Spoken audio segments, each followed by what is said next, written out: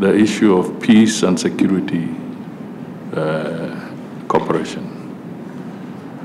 The evolving global peace and security problems have compounded the challenges of our time in Africa. Statistically, as at the end of 2023, around September, over 37 million people had been forcibly displaced in Africa. 6 countries accounted for 64% of forced displacements on the continent. And as at September 2023, 121 million people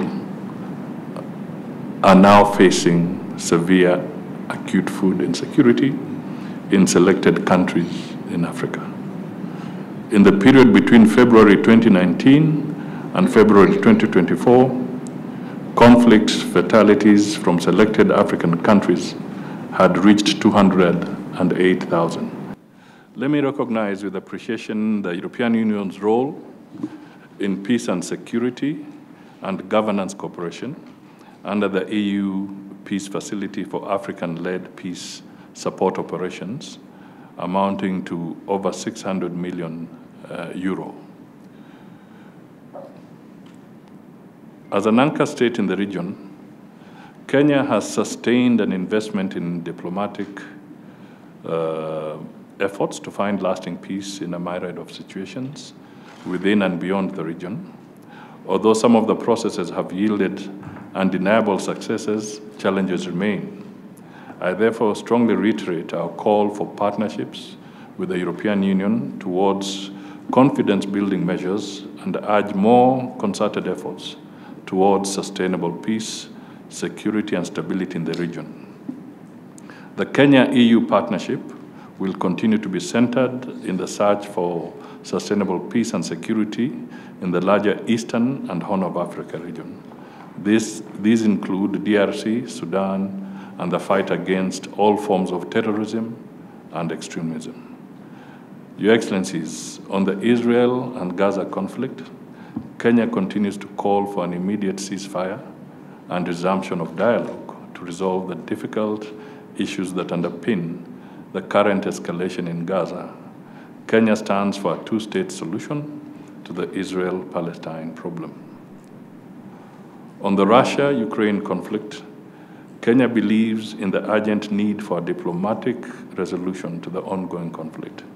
We call on the parties involved in the conflict to give diplomacy a chance. It is our belief that in these times of transformation and turmoil, we must continue to engage even more to defend the rules-based global order. Kenya continues to engage in global peacekeeping operations by the African Union and the United Nations. To fulfill this commitment, Kenya is honored to assume leadership of the multinational security support mission in Haiti. In this spirit, we pledge to deploy a contingent of 1,000 police officers.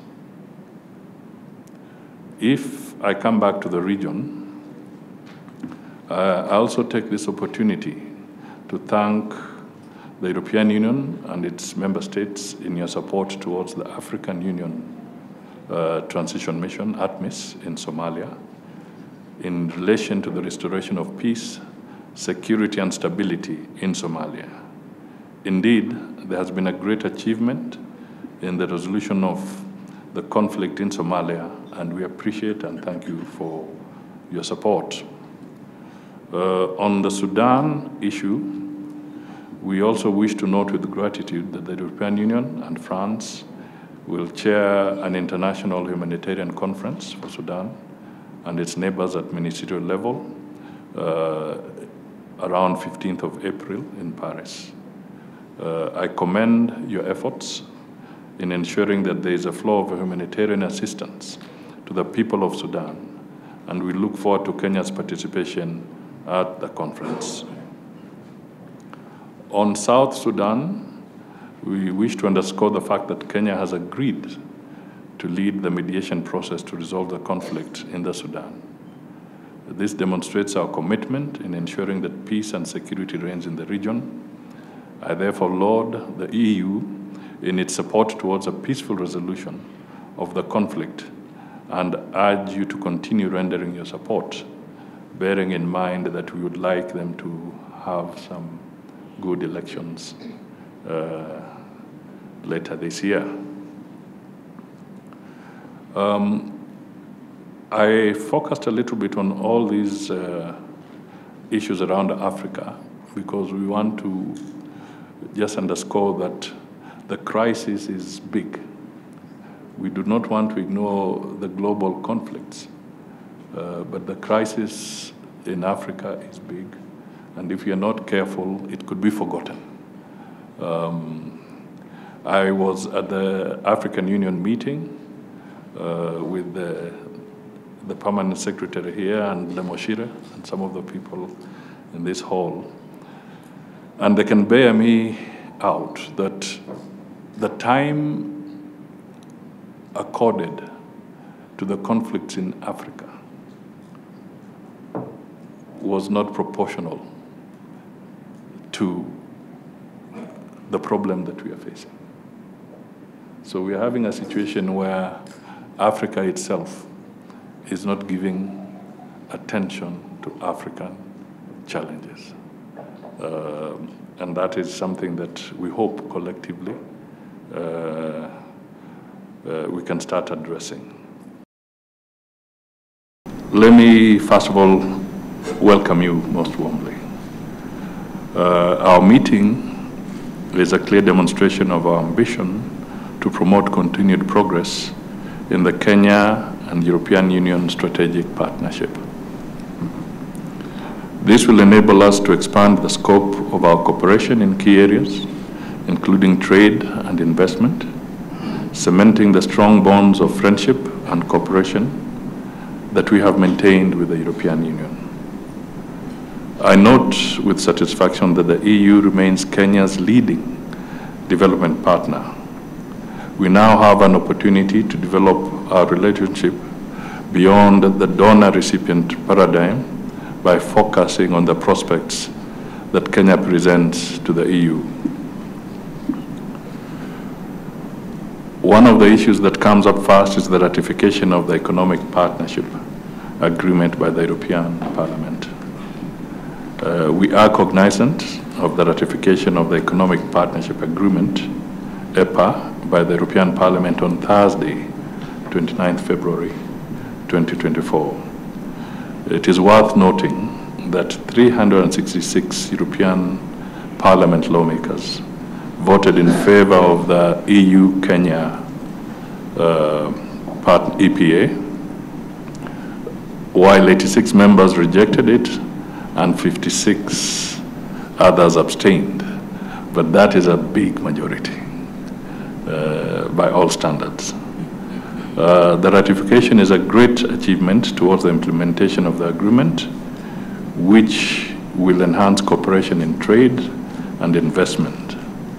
And we want to express our appreciation for all the effort you put in, individually and collectively, to the extent that you facilitated the President of Kenya to address the European Parliament. So we want to express our appreciation for that. On the Kenyan side, I wish to inform that we are fast-tracking the agreement for ratification to pave way for its implementation, to enable the realization of the benefits of the tariff-free and quota-free access for Kenyan exports to the European market. We look forward to broader engagement with you on accelerating delivery of key projects in Kenya, driven by our joint commitments in agriculture and value chains, renewable energy, transportation, digitization, and other areas of cooperation. Our strategic dialogue on political and economic relations will strengthen our bilateral cooperation in areas of shared strategic interests. These include peace and security, trade and business climate, investment and private sector, and climate change, aspects of the climate change agenda. Programs in these areas will support the government's bottom-up economic agenda, that is the better, to improve shared prosperity among Kenyans. The Kenya-European Union midterm review of development cooperation concluded recently will also be instrumental in shaping our next phase of programming and budgeting with the EU. I wish to once again draw your attention to the fact that the World Bank has started the process of replenishment of its 21st International IDA Development Association, IDA 21, the concessionary window of World Bank. Towards this objective, our President Ruto, in conjunction with the World Bank, will host a summit for African heads of state and government in Nairobi in the month of April to help in the IDA campaign. The summit is going to be critical, bearing in mind that there has been a lot of conversation around the need to relook at the global financial architecture. Our appeal to you is to participate fully in this because you are also very big partners of the World Bank. So this conversation is very much about you, just as much as it is about other nations. So we look forward to your support. Kenya will continue to engage constructively with the EU Commission through the mission in Brussels and the EU delegation in Nairobi to sustain the momentum of our robust cooperation and support of the government's social and economic transformation agenda. Moving forward, I believe that our shared global priorities need to be aligned towards building back to a more inclusive global, sustainable economy, combating the climate crisis, revitalizing our democracies, as well as advancing our peace and security agenda, which are key pillars in our partnership. On the issue of democracies, this year's AU summit, I think, featured the largest number of nations that have been sanctioned and therefore cannot participate in the AU programs. So the whole issue about democracy and its threat again becomes a critical issue of conversation. I want to thank you, Your Excellencies, for the EU's continued support and look forward to continuing to deepen our strategic partnership. And I reaffirm our collective dedication to this partnership on behalf of my colleagues here. Together, we stride towards a future where the bonds between Kenya and the European Union continue to flourish, must flourish, and bringing about positive change and shared prosperity for all of us. Thank you. Asante sana. On matters trade and investment, this is a key pillar of our relations, and there are about 10 major issues raised by the EU, and we intend to tackle these systematically, cooperating with you, so that we can address some of the issues around duty exemptions, quality assurance, policy and regulatory changes, and maybe some aspects of double taxation, etc.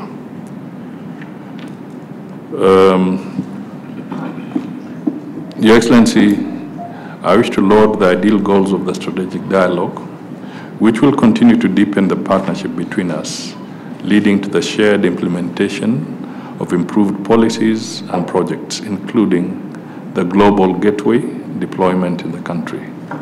This will allow us to reap the low-hanging fruits of our cooperation.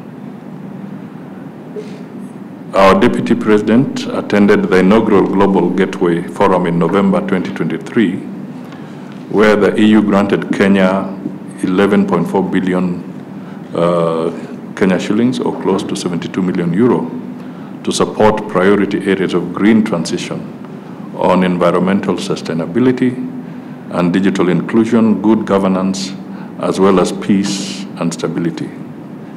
Kenya looks forward to strengthening the partnership through the various initiatives of the forum. I therefore appeal to the EU to continue aligning the global capital with SDGs for a sustainable, positive future. And this, I believe, by enhancing Africa's access to global development, we will unlock the continent's vast potential in natural resources, arable land, and vibrant human capital. Let me briefly touch on climate change. Climate change has triggered a myriad of impacts that are increasingly becoming evident, with dire consequences to livelihoods, ecosystems, and the economy, particularly in developing countries. Kenya, amongst other developing countries, contributes least to the carbon emissions, but suffer most, and hence the need to work together to combat the effects of climate change. It is in lieu of this that Kenya is on the forefront of confronting this crisis by hosting the Africa Climate Summit in September 2023. Thank you for your support. The outcomes of the summit have afforded us the opportunity to explore diverse areas of climate mitigation, building lasting resilience, and possible avenues for further cooperation, including how we seek new ways of climate financing. We appreciate the pledges made by the EU on partnerships in key projects and programs.